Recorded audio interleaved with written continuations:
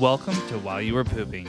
Today, we're peeling back the layers on one of the strangest and most controversial chapters in U.S. history, the Banana Wars. But what do bananas have to do with military intervention? Let's dig in. While you were pooping, yeah. While you were pooping,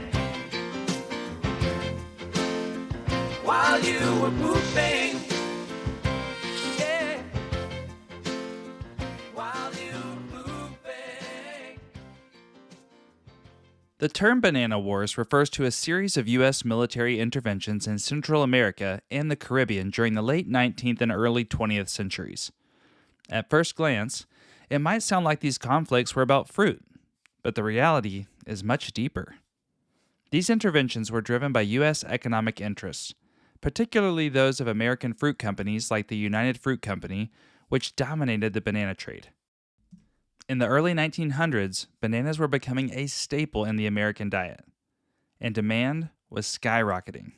At the same time, U.S. companies were investing heavily in the banana trade, acquiring large tracts of land in countries like Honduras, Nicaragua, and Guatemala to grow and export fruit. These companies wielded enormous influence, often shaping local politics to ensure favorable conditions for their businesses. However, with this power came unrest.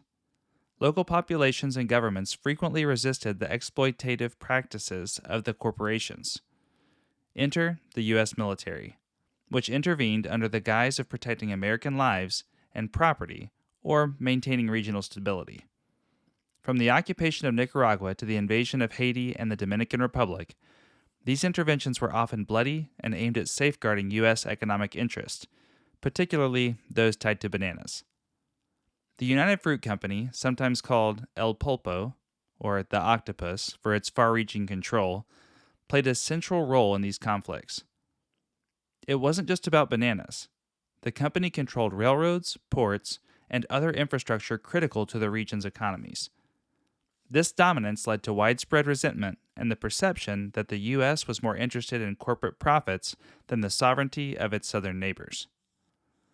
These interventions left a lasting impact. While they ensured short-term economic gains for U.S. companies, they also contributed to long-term instability in the region, fueling resentment toward the U.S. and setting the stage for future conflicts. So, the next time you slice into a banana, take a moment to consider its complex history. It's more than just a tasty snack. It's a symbol of a bygone era when fruit could reshape the political and social landscape of an entire region. That's all for today's episode. Join us during your next poo when we drop another nugget or two for your enjoyment. And when your friends ask, "How do you know that?" just let them know you learned it while you were pooping. Yeah. While you were pooping, while you were pooping.